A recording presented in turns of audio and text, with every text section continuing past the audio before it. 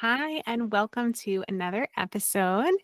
I'm Christine, your host. And if you are new to my work, I help teach parents how to get their kids to like, enjoy, and actually start to really love food.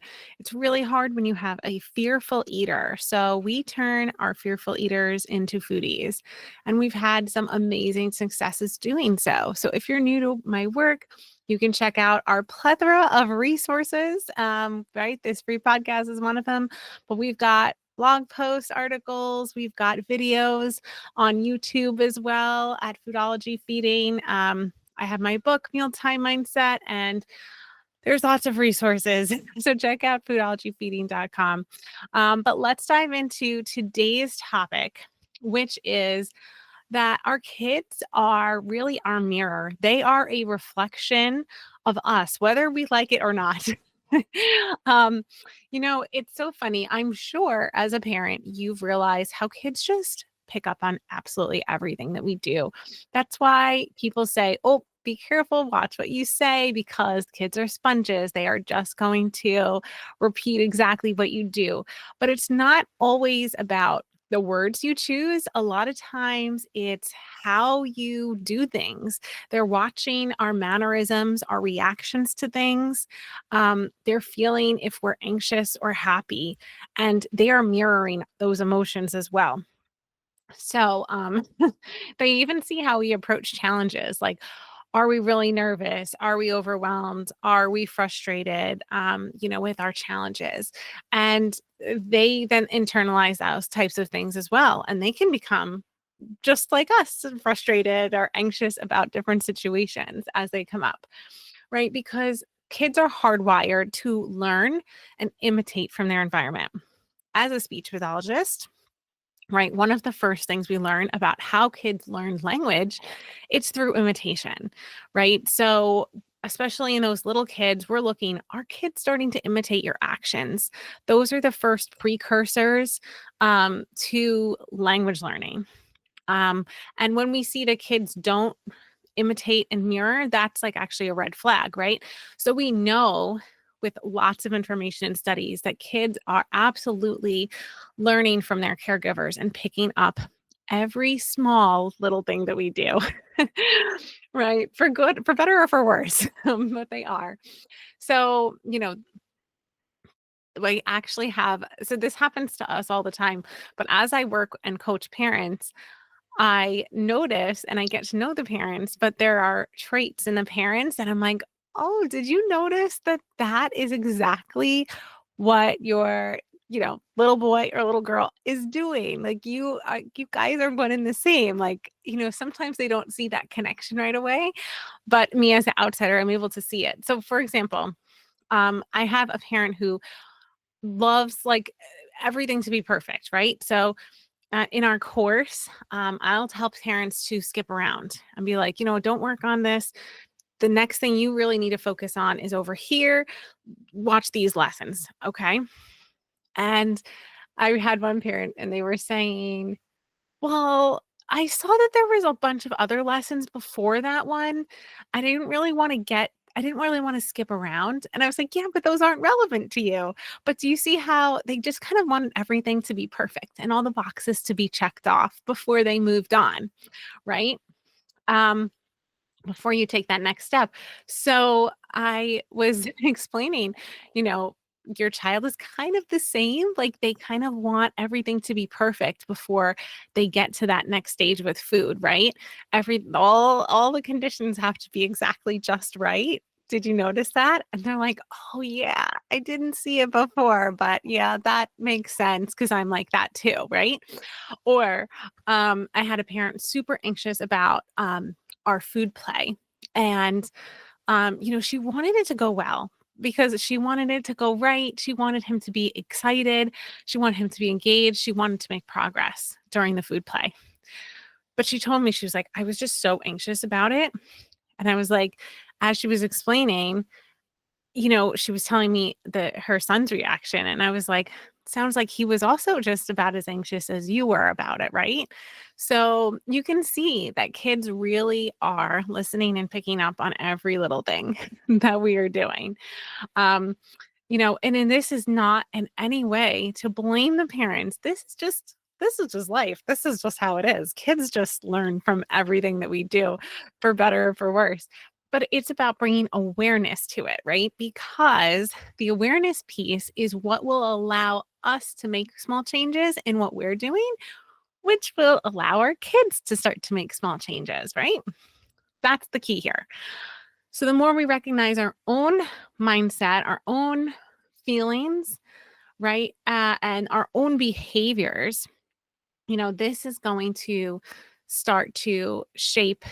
When we can change and modify these a little bit, that means we're going to start to modify our child's, emotions and behaviors around food as well.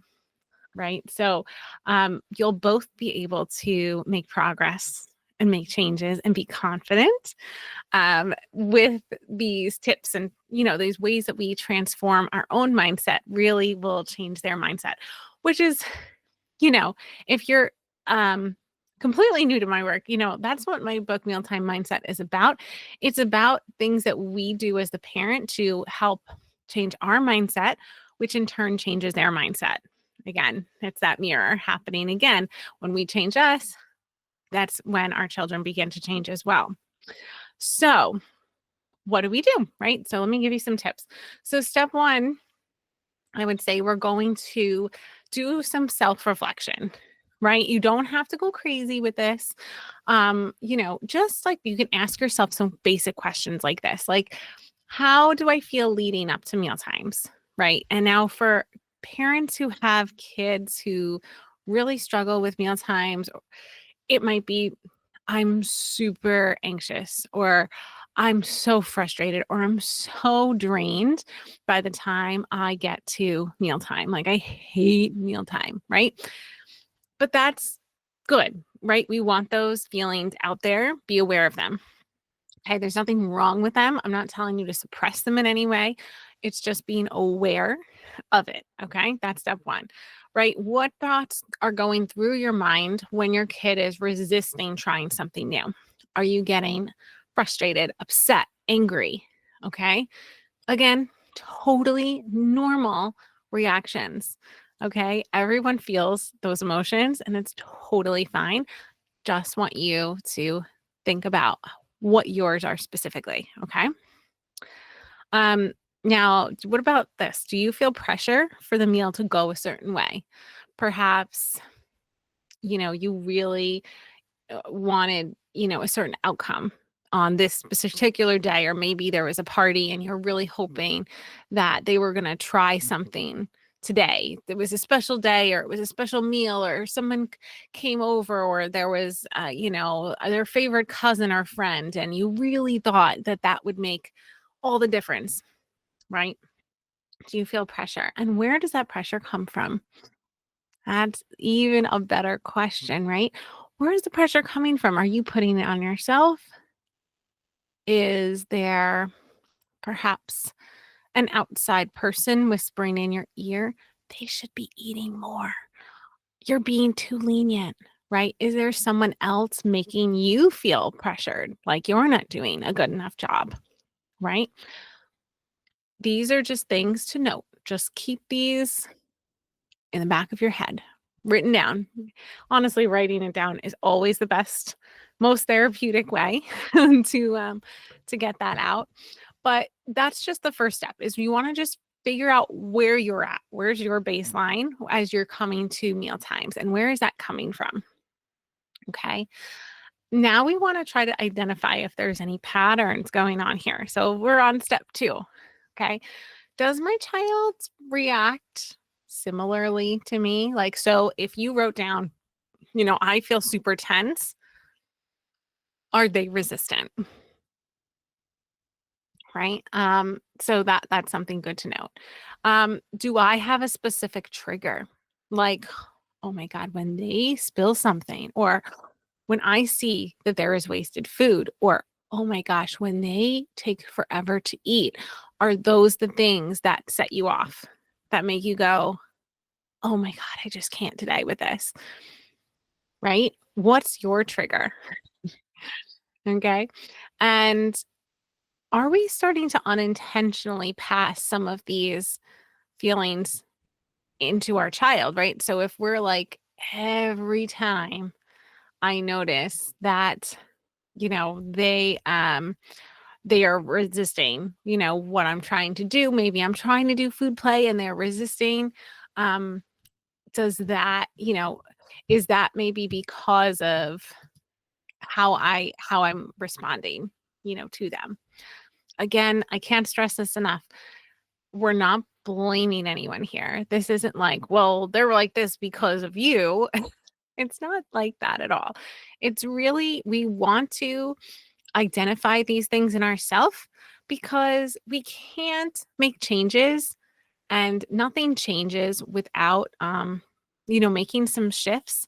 If you just keep doing everything the same, if you keep reacting the same way, if you keep the same triggers keep bothering you, you're going to keep repeating the same patterns and you're not going to see any changes in your child, right? So sometimes there's something that we might have to tweak ourselves, and it's not a judgment or a criticism, because literally every human, including myself, has these exact things.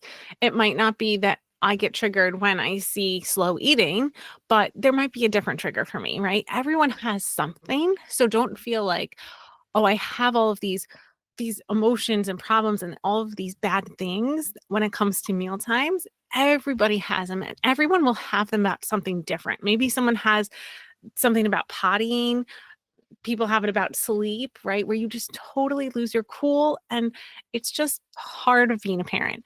But I do find in myself that when I kind of slow down and reflect and note when I'm getting upset, I have made so many positive changes and been able to be more patient in those moments where I wasn't earlier. And it all started with this awareness and identifying patterns. Okay. So in step 3, we're going to do something about it finally. We're going to start making these small shifts. Okay. And this is where the magic happens. Okay. So the first thing, as you might have guessed, is we have to regulate ourselves first. Before we expect our children to be able to regulate, we need to do it for ourselves first. Right. And a great motto or mantra is, this is a learning experience, not a test, right? Don't treat every meal like you're being tested. Just treat it like it's part of the process. It's part of the learning process. I'm learning, they're learning, and this is part of learning, right? If you treat every meal like it's a test, you, I think, are setting yourself up for disappointment and failure, because it's just a high standard to hold yourself to. And there really is no test. There isn't anyone there standing over you with a grade, no paper. You're not passing or failing anything. But sometimes it does feel like a test, right? I mean, I'm sure you can attest. I'm sure as I was saying that, you were like, well, it sure does feel like someone's testing me, because my patience is sure being tested, right? But help calm yourself down. If you can identify those patterns, like, so for example, if you know that your child is a slow eater and that really seems to set you off at a certain time, right? Regulate yourself first, prepare yourself for it, take a deep breath, be like, I know when it hits 25 minutes, I'm going to start to get a little angry. So just have, maybe like a way to change the focus, right? So that's our next thing you could do, is instead of stressing over it, um, maybe just make a shift from, this is taking so long, to, I have more time to sit here with my child and enjoy, maybe it's nice weather, right? Or I have time to, talk about our day a little bit longer. Turn it into a positive if you can, or just change the focus away from the negative in some way. Maybe you start talking about an upcoming vacation or a movie you're going to see, or anything else, something that happened that day, right? So change the focus from it's taking too long to I'm going to try to make this positive or make the best use of this time. Or instead of stressing over the number of bites taken, focus on, well, what were they able to eat today? What bites did they take? And are we enjoying sitting here together? Right? There's other ways we can shift that focus away from that negative trigger. Okay. Also, we can start to loosen the reins of control. I know I personally am a, type A, love order, love neatness, love control person. So I know not everyone's like me, but I especially can let go of perfection a little bit. Right? We can let kids serve themselves food from a family style. We can allow some mess. We can if we go over time, right, we just maybe plan a little bit better so we're not stressed about the time. But loosening the control and shifting the focus again will really help, I think. All right. Lastly, why don't we try to reframe this resistance? It is a phase, not a failure, right? And I don't want to say phase in like, well, it's just a phase, they're going to grow out of it, because if you follow us at all, you'll know that many kids do not grow out of this, right? Especially our fearful kids, our kids with serious gut issues, our kids with serious sensory things going on. They don't just grow out of those things. In some ways, they can learn to compensate, but oftentimes they do just like continue to struggle with it if we don't change anything about what we're doing. So I don't mean phase in that, but I just mean that, the resistance is not forever, right? Because we're making all these lovely small changes and these shifts. So if they're struggling, remind yourself that it's a learning process. It's a journey. I'm here. I'm helping to guide them. I'm not controlling them, but I am trying to help guide them and make this as easy and fun of a learning process as I can, right? So these small shifts can definitely make a big difference in our mealtime mindset and our affect and in how enjoyable the meal is in general. Just making these small changes and remembering that it starts with us. And I think sometimes, and some parents would rather it not be that way. It's easier to say, this is my child's problem. This has nothing to do with me. This is entirely on them. But honestly, the reality, and from working with so many families, is that it's not isolated to just them. It does affect you in many ways.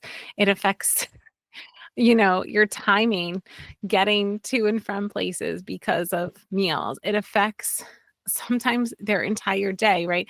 If they're not getting the nutrition they need, they might not be concentrating in school, or perhaps they're eating foods that have a lot of additives that might actually be affecting their behavior and their mood, right? Their nutrition or their immune system could be affected by not having a good complete diet. There's the list can really go on and on about how food can be affecting your life.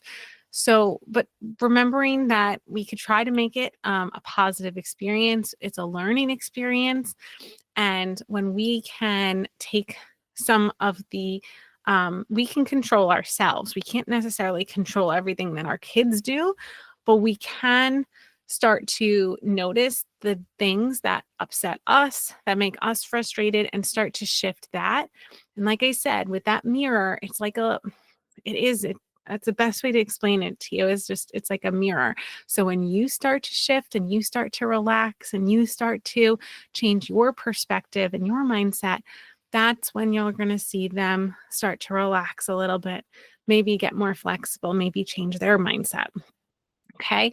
It's not that this is the only thing you might need to do, but like I said, if you have some of those other issues, right, the gut, oral motor, the sensory, it's not like this is the only thing that's going to solve that problem, but it should be a component of it that does ease up some of those problems. But when you address them all together, that is when the magic happens. So this in conjunction with making sure that those other areas, the sensory, oral, motor, and gut are, optimal. And that's what we do. We do that in our roadmap. We make sure that we're covering all of those areas, that we're addressing everything that needs to be addressed, and having a good foundation so that when you do layer in these mindset principles, you start to see really rapid changes in the mealtime environment. So, if you haven't worked with us before, you could even go to the pickyeaterstest.com to see what kind of eater your child is as well. I've got lots of free resources, free videos for parents. So come check us out, foodologyfeeding.com, and we will see you again next week. Thank you for listening to How to Unpicky Your Picky Eater.